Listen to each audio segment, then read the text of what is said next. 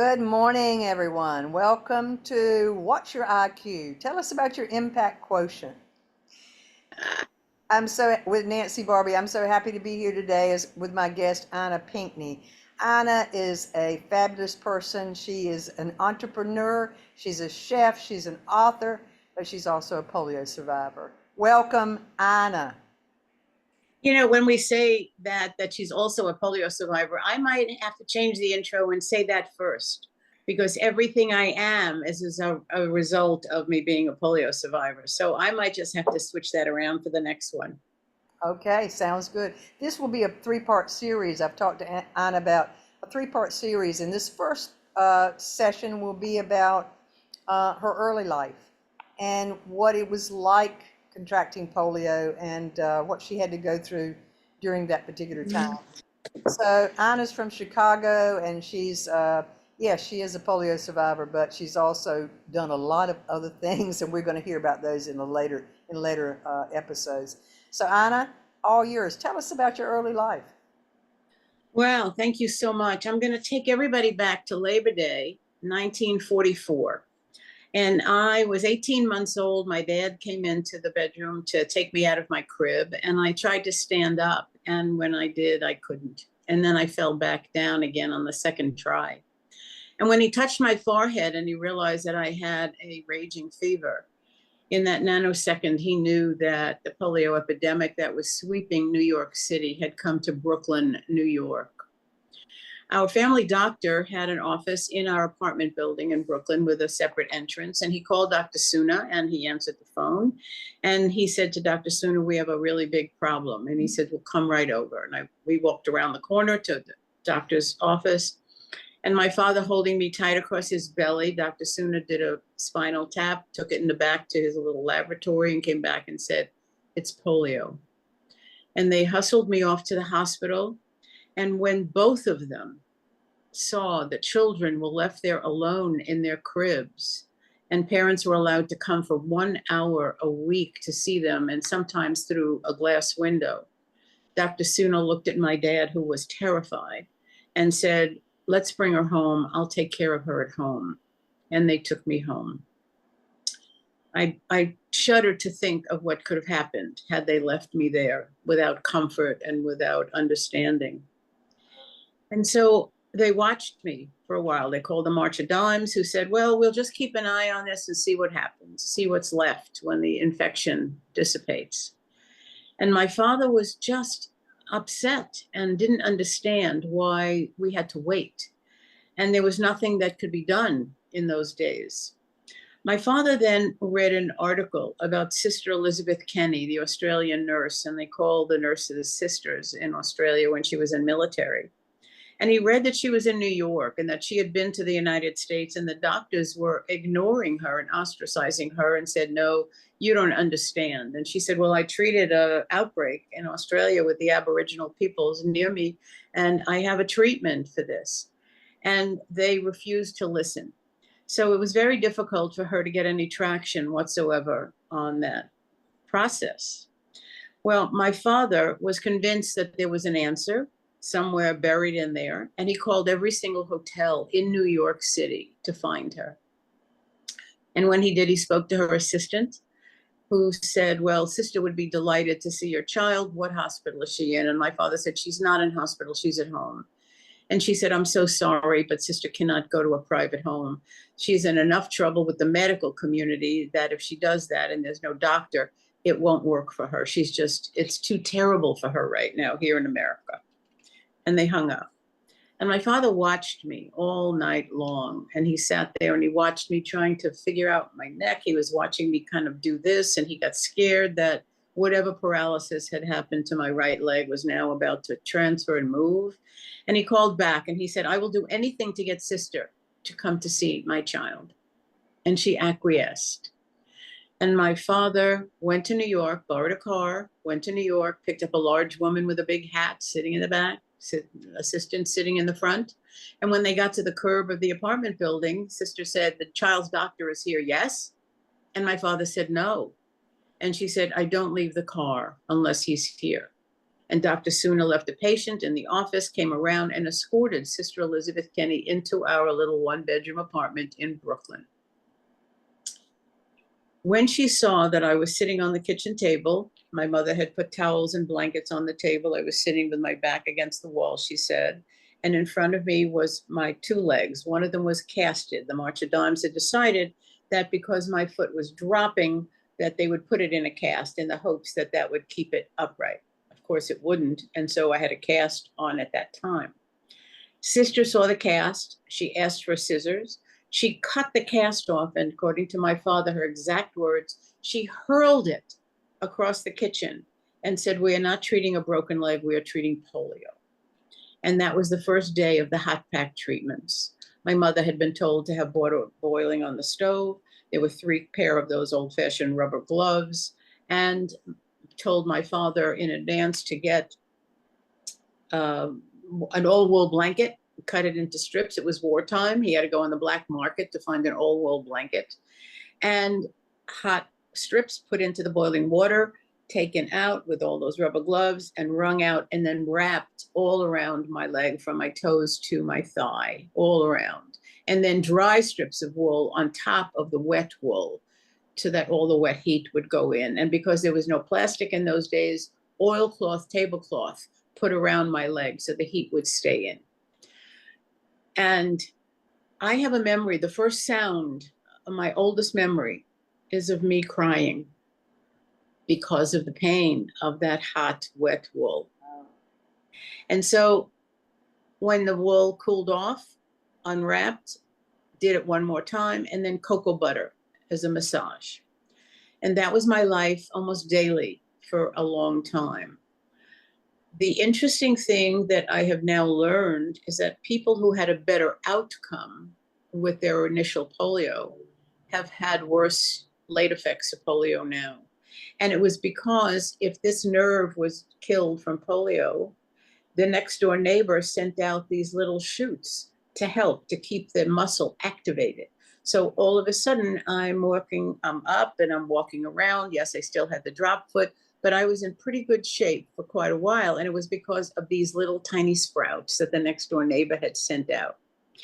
But my childhood was still problematic at that time. And I remember sitting with adults my whole childhood. I couldn't play, run, skip, jump, all of that. And I heard from the adults, I learned to listen to adult conversation. I heard that having a disability was a fate worse than death. Oh. I heard that when you went to the hospital, you didn't go to get well, you went to die. And that this was going to be my life. Well, when I was 6 years old, they told me I was going to the hospital. And so I thought they were taking me to die. But in my 6-year-old brain, I was not afraid because I had heard that the man they talked about yesterday, he got 49 of whatever this is. Another lady they talked about got 60. I was getting 6. Whatever that meant, I had no idea, but I was not afraid. And they took me to the hospital, and I was fascinated by the masks on the faces. They never told children what was about to happen like they do now. And I remember being in a hospital where I could look out the window and see the Statue of Liberty. So I know it was in Brooklyn along the shoreline. And I don't remember very much. I was straining to hear what was going on. And the nurse had said, "We're going to tie you to the gurney here so that you don't fall off." And there was a strap around my midsection catching my arms, and then another strap under my right leg and over my left. And I only remember the ether mask. And I thought, I'm going to die. That's when I thought I would die because I couldn't breathe. And the ether mask is a memory that I still keep with me.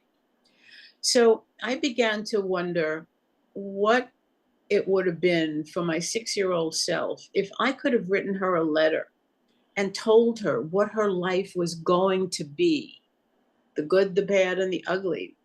If I could have done that, I could have saved myself a lot of issues in my whole life if I had known. So I went down and sat down and wrote myself a letter to my 6-year-old self that I'll share with you today. My dear Ina, you're going to begin your life in the hardest way you can imagine. polio at 18 months, which will lead to a childhood being marginalized, ignored, ostracized, and bullied. You will learn your first lesson when you understand that you are kinder than those around you. Your father will be the one who instills in you that you only have to get up one more time than you fall.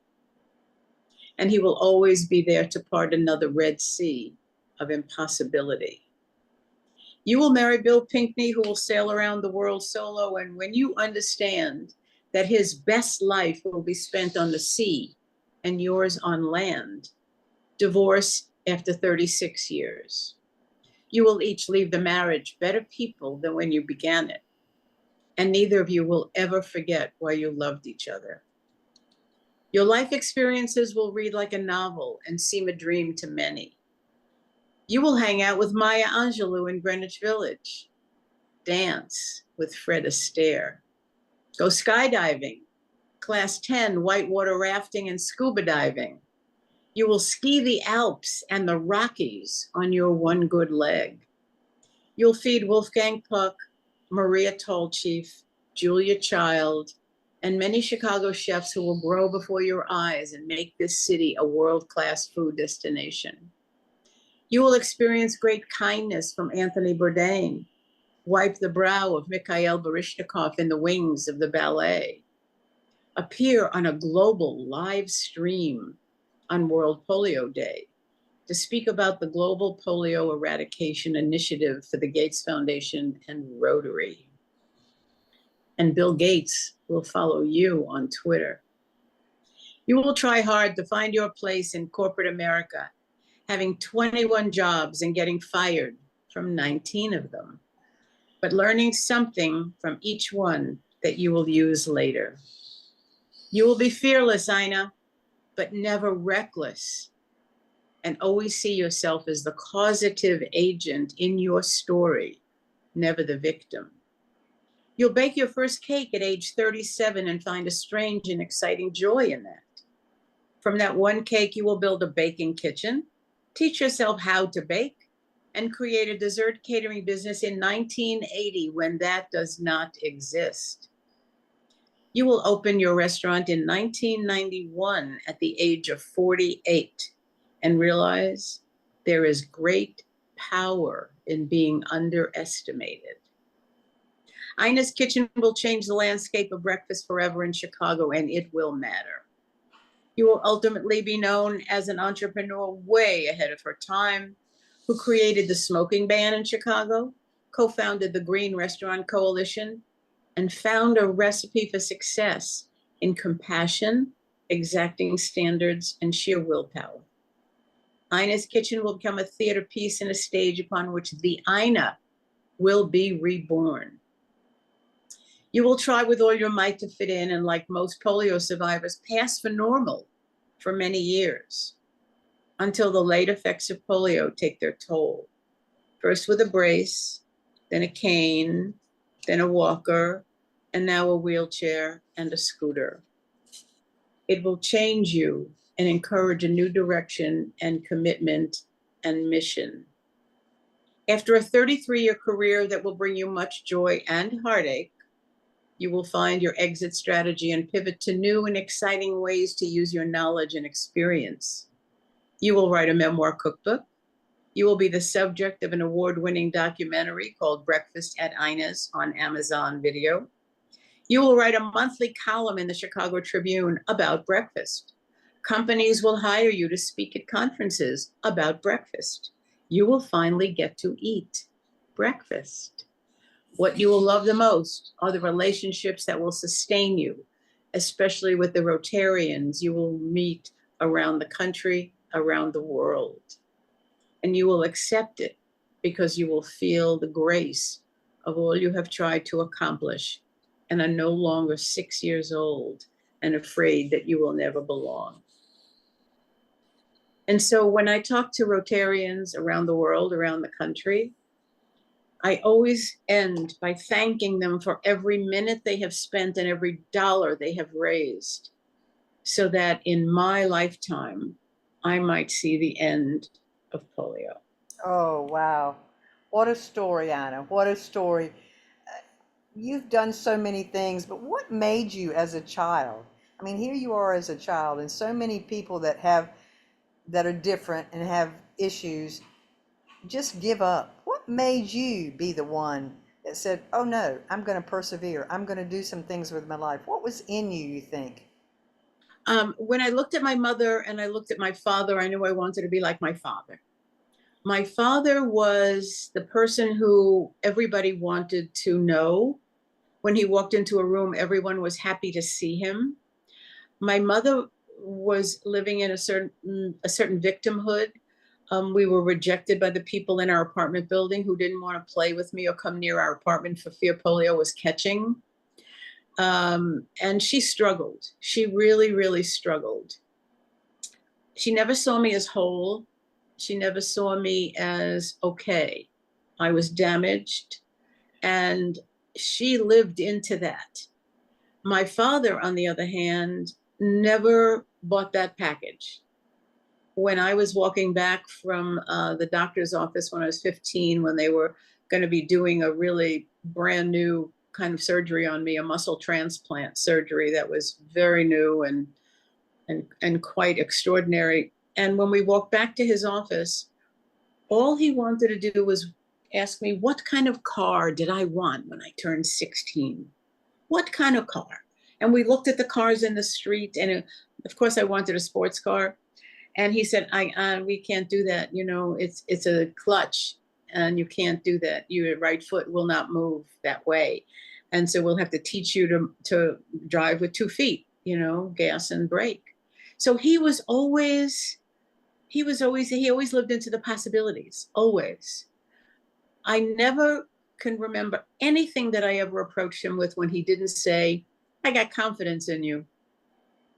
And that was enough. And that was enough. I think about him now. He died in 1998. And when I light my Sabbath candles on Friday night and I say the name of all of my family members who are gone, because I'm really the last one, I have only 5 blood relatives left.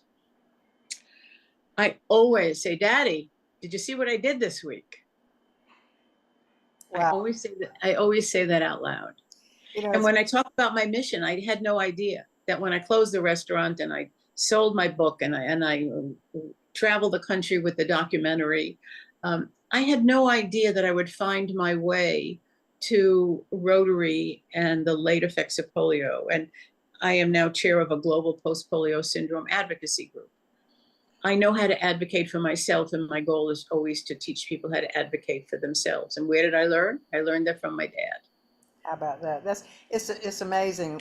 We don't realize our words are powerful, and our attitude is powerful, and how we affect other people around us, not just children, but other adults, and our attitudes about things. And my last question, and we're going to hear more from Anna. Trust me on this, because there's a lot more to Anna Pinkney than being a polio survivor. Even though she said and corrected me, that's the first she had to be a polio survivor all of her life, so it did affect her in every situation.